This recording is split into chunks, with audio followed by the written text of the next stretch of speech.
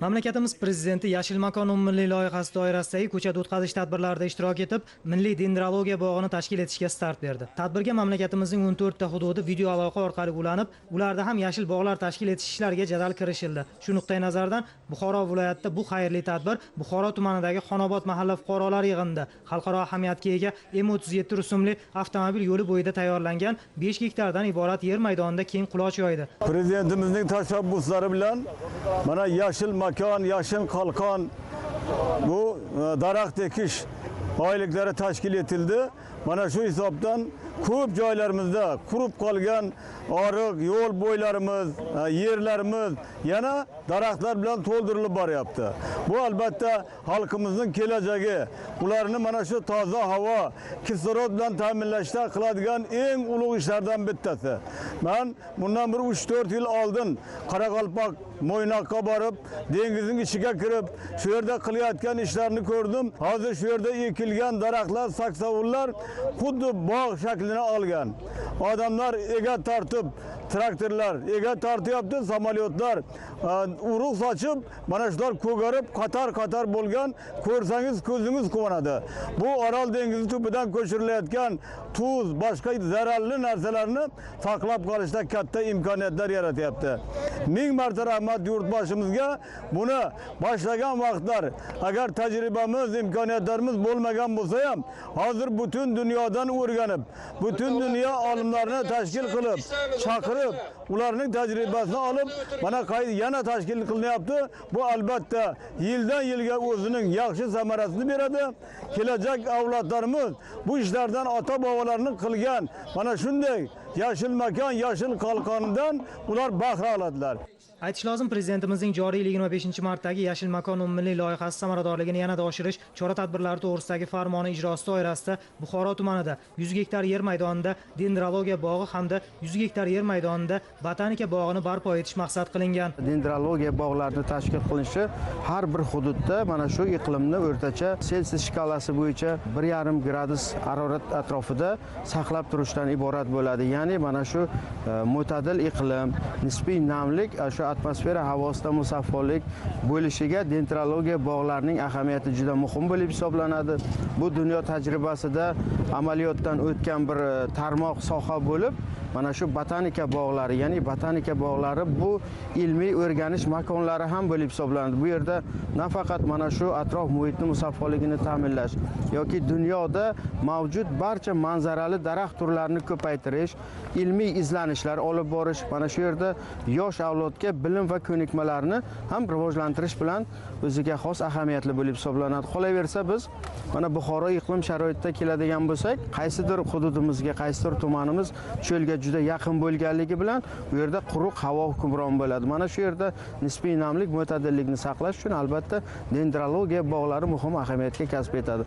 Umuman Yashil makon umummilliy loyihasi boshlangan davr 2021-yil kuz mavsumidan e'tiboran bugunga qadar birgina Buxoro viloyatida 65 million tup atrofida daraxt va buta ko'chatlari o'tkazildi. Viloyat shahar va tumanlardagi 25 ta hududda 28 o'nda 7 gektar yer maydonida yashil bog'lar tashkil qilinib, ularda 10 ming tupdan ortiq manzarali daraxt nihollari ekib parvarishlanmoqda. Mana yildan yilga, kundan kunga, oydan oyga viloyatimizda obodonlashtirish ishlari, ko'kalamzorlashtirish ishlarini jaddal ketayotganligini ko'rib biz keksalar xursand bo'lib turibmiz. Bugun mana qarangki, butun viloyat ahli mana shu katta bir maydonga jamlangan, mevali manzarali daraxtlarni qurib, 3-4 yildan keyin bular hosilga kirsa agar xalqimizning farzandlari kelib soyasidan bahramand bo'ladi, mevasidan bahramand bo'ladi. Shu niholni qurgani otasiga rahmat deb qayta duo o'rinda ijobat bo'ladi. Ayniqsa bu tanlangan yerimiz bir paytlar shunaqa bir juda og'ir ahvolga tashlandiq yer bo'lib qolgan edi. Mana bir 2 oydan beri mana shu joylarni obodonlashtirib, mana shunday chiroyli go'shaga aylantirilyapti. Men o'ylaymanki, yaqin yillarda bu joy ajoyib bir sevimli maskan bo'lib qoladi. Bugungi qilayotgan xayrli ishlarimiz bardavom bo'ladi.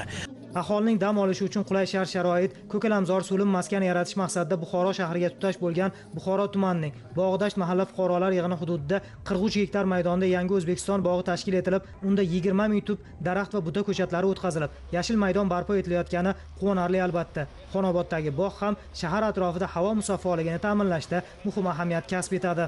Bugun mana shunday yashil makon loyihasi oldida muhtaram prezidentimiz mana bir qator vazifalarni belgilab berdilarki, aynan bizning iqlim sharoitimizdan kelib chiqqan holda bizni hududlarimizda galofit o'simliklarni ko'paytirish, ya'ni tuproq sho'rlanishini oldini oladigan, tuproq namligini saqlaydigan va shu bilan bir qatorda unumdorligini oshirish masalalariga e'tibor qaratish kerakligi bo'yicha ham to'xtalib o'tdilar. Aynan har bir o'sha viloyatlarda, hududlarda, tanlab olingan hududlarda ayniqsa belgilangan vazifalar shundan iborat bo'ldiki, bugun biz mana shu degradatsiyaga tuproqlarimizni uchrashi oldini olish, shu bilan bir qatorda mana shu chang to'zonning ko'tarilishi va inson salomatligi bilan bog'liq bo'lgan masalalar belgilab olindi. Bu masalalar bizning oldimizda ham bir qator mas'uliyatni belgilab berdiki, bugun mana shu viloyatda amalga oshirilayotgan yashil makon ham har bitta inson salomatligi uchun xizmat qiladi. Hozirda Buxoro, Kogon va Qorovulbozor tumanidan o'tuvchi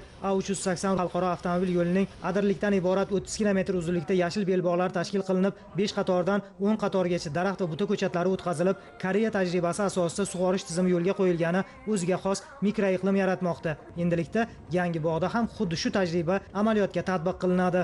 Hududlar bo'ylab daraxt ekish tadbirida muhtaram prezidentimiz ta'kidlab o'tdilarki, ekologiya va atrof muhit masalalari doimo dolzarblik kasb etganligi va bugun yurtimizda bu borada katta imkoniyatlar yaratilayotgani, qolaversa har bir hududda yashil texnikumlar, o'rta bo'g'in mutaxassislarni tayyorlashga ixtisoslashgan texnikumlarning ochilishi ham bu olamshumul voqea bo'ladi. Ya'ni u yerda dual ta'lim amaliyoti joriy qilinishi bilan biz yosh avlodga ekologik bilimlarni, ko'nikmalarni oshiramiz va ular kelajakda mana shu turli sohalarda ishlash bilan bir qatorda atrof muhit muhofazasini dolzarbligini demak ta'minlashda bir muhim malakali kadrlar bo'lib yetishadi. Bundan tashqari dendrologiya bog'larining o'zi nisbiy namlikni, mo'tadillikni saqlash bilan bir qatorda u yerda katta ilmiy izlanishlar olib boriladi va bugun Buxoro iqlimiga mos mana biz tajribadan, amaliyotdan biz yashil makon umummilliy loyihasi doirasida boshlangan ishlarimizni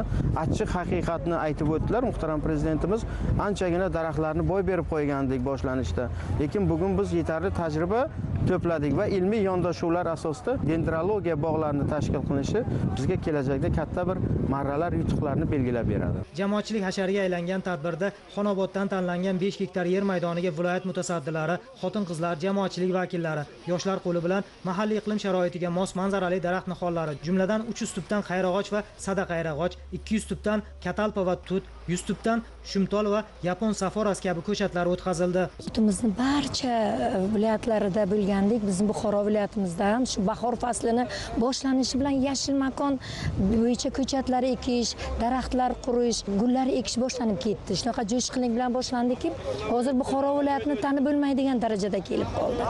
Mana prezidentimiz siz qurayotgan mana shu bog', mana shu daraxt erta bir kun yillar o'tib mana shu daraxtni meni bobom qurganlar, mana bizning bobolarimiz qurgan deb faxrlanib aytadilar degan gaplari meni shunaqa jo'shtirdiki, men ham faxrlanib ketdimda. Yana bir narsani aytishim kerakki, mana eski shahar hududida yurgan vaqtimizda shunaqa ko'p yillik chinorlarni ko'rib o'zimiz faxrlanib ketamizda, doim eslaymizki, mana bu chinorlarni bobolarimiz qurgan deb.